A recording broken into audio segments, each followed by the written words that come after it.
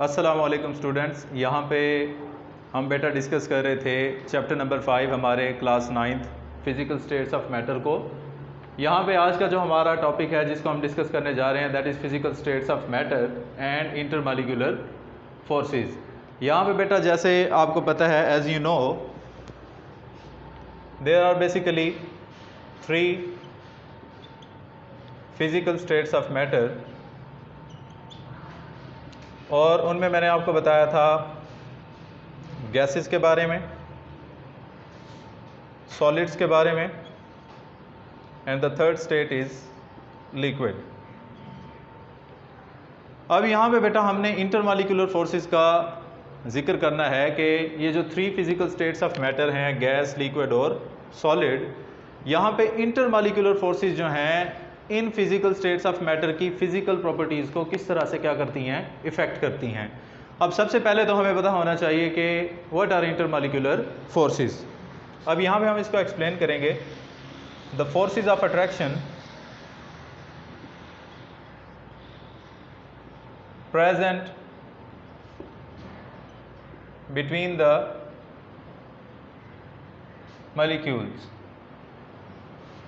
यानी कि ये फोर्सेस ऑफ अट्रैक्शन होंगी जो कि मॉलिक्यूल्स के दरमियान क्या करेंगी, एग्जिस्ट करेंगी और मॉलिक्यूल्स के एटम्स के दरमियान ये मौजूद होती हैं।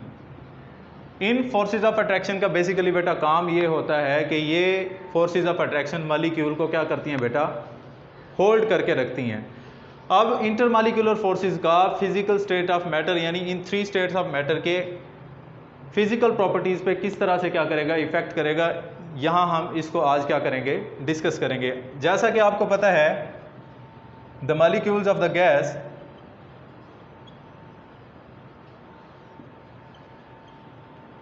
Have empty spaces. हमने आपको बताया था बेटा कि कंटेनर में अगर हम सपोज गैस के मॉलिक्यूल ले लेते हैं तो उनके दरमियान एम्प्टी स्पेसेस बहुत ज़्यादा होती हैं। एम्प्टी स्पेसेस का मतलब है कि the molecule of the gas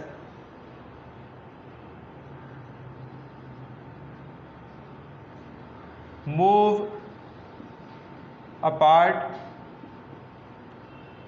from each other, यानी कि एम्प्टी स्पेसेस ज़्यादा होने की वजह से मॉलिक्यूल्स एक दूसरे के बिल्कुल करीब नहीं होते, दूर दूर होते हैं। और इन मॉलिक्यूल्स के एम्प्टी स्पेसेस यानी कि एक दूसरे के दूर होने की वजह से इंटरमॉलिक्यूलर फोर्सेस जो हैं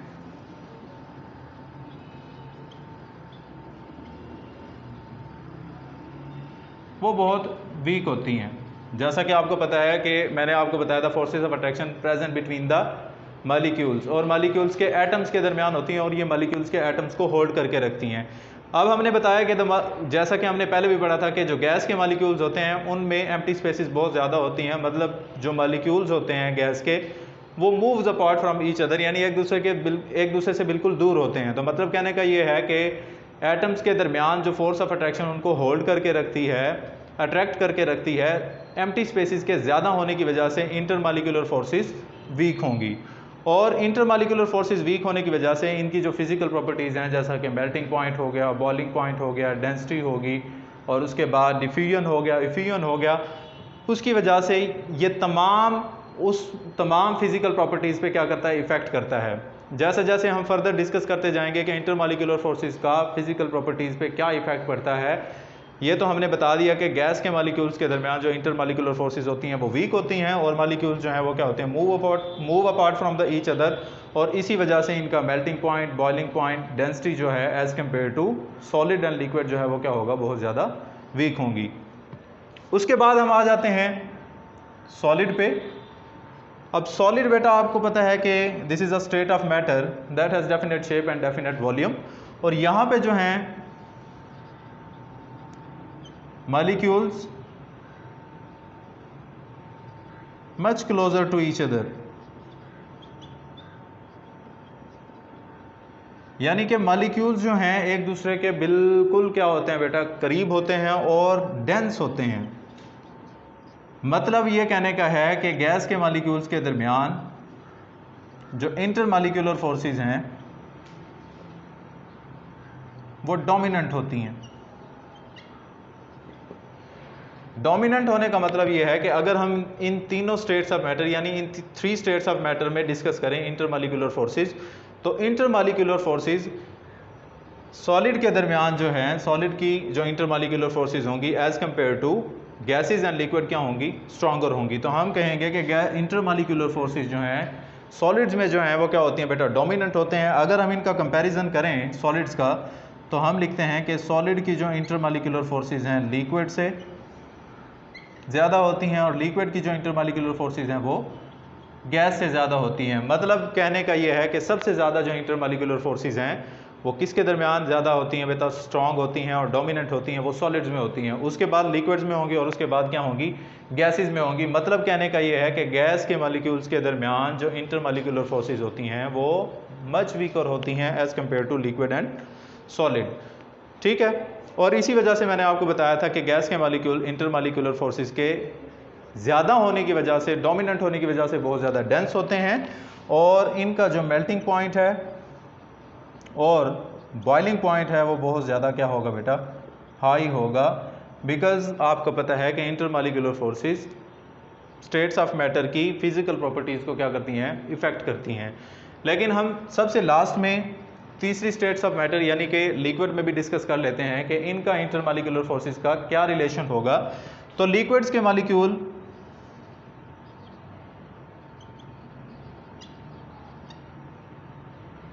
आर मच क्लोजर टू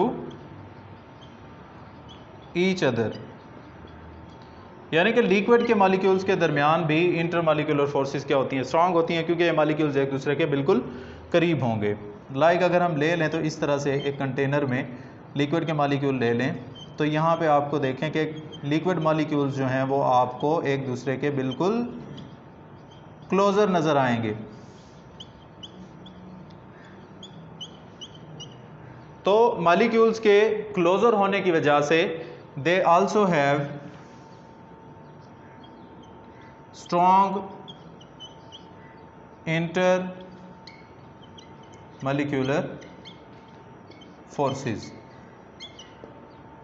इनमें भी बेटा मॉलिक्यूल क्योंकि मच क्लोजर होते हैं, करीब होते हैं, तो इनके अंदर भी इंटरमॉलिक्यूलर फोर्सेस स्ट्रांग होंगी। लेकिन सॉलिड की निस्बत, सॉलिड के मुकाबले में इंटरमॉलिक्यूलर फोर्सेस थोड़ी सी क्या होंगी, वीक होंगी। मतलब कहने का ये है कि सबसे ज़्यादा जो इंटरमॉलिक्यूलर फोर्सेस हैं स्ट्रांग होंगी वो सॉलिड्स में होंगी, उसके बाद लिक्विड्स में होंगी और उसके बाद गैसेस में होंगी।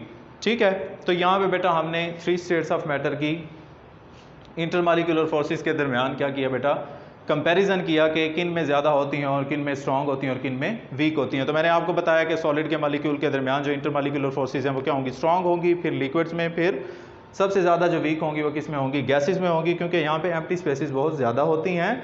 इसी वजह से जो है इंटरमॉलिक्यूलर फोर्सेस गैस के मॉलिक्यूल्स यानी गैस स्टेट्स में, स्टेट ऑफ मैटर में, यानी कि जो स्टेट ऑफ मैटर हमारे पास गैस है वहाँ पे क्या होंगी, वीक होंगी। उसके बाद आपको पता है कि लिक्विड्स की जो इंटरमॉलिक्यूलर फोर्सेस हैं गैस के मुकाबले में क्या होंगी, ज़्यादा होंगी, और सॉलिड की जो इंटरमॉलिक्यूलर फोर्सेस होंगी वो सबसे ज़्यादा डोमिनेंट होंगी। मतलब इंटरमॉलिक्यूलर फोर्सेस क्या होंगी, बहुत ज़्यादा स्ट्रांग होंगी। फिर बेटा मैं आपको बताता हूँ कि इंटरमॉलिक्यूलर फोर्सेस जो हैं यानी कि स्टेट ऑफ मैटर की कौन सी फिजिकल प्रॉपर्टीज़ को क्या करती हैं, इफ़ेक्ट करती हैं। तो यहाँ पे हम फिजिकल स्टेट्स ऑफ मैटर की जो प्रॉपर्टीज़ हैं यानी कि फिजिकल प्रॉपर्टीज़ को डिस्कस करेंगे कि कौन कौन सी फिजिकल प्रॉपर्टीज़ पे ये इंटरमॉलिक्यूलर फोर्सेस इफ़ेक्ट करेंगी। यहाँ पे बेटा जो फिजिकल प्रॉपर्टीज़ हैं उसमें आ जाता है डिफ्यूजन,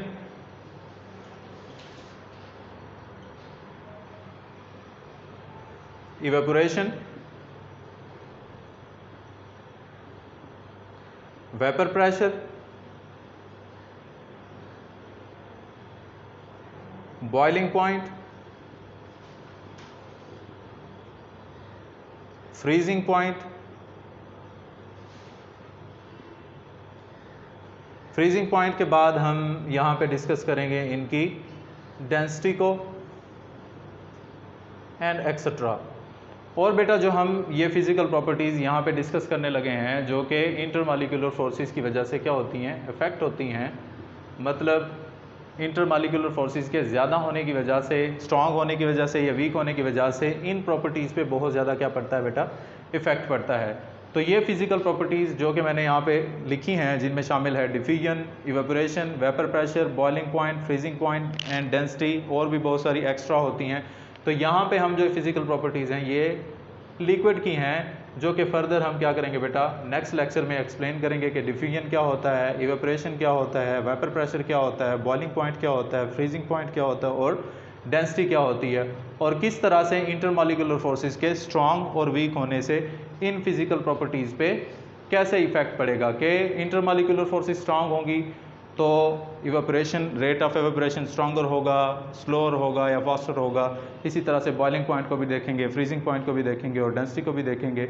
नेक्स्ट लेक्चर में हम लिक्विड की इन फिज़िकल प्रॉपर्टीज़ को वन बाय वन क्या करेंगे, डिस्कस करेंगे। ठीक है, अल्लाह हाफिज़, अपना ख्याल रखिएगा।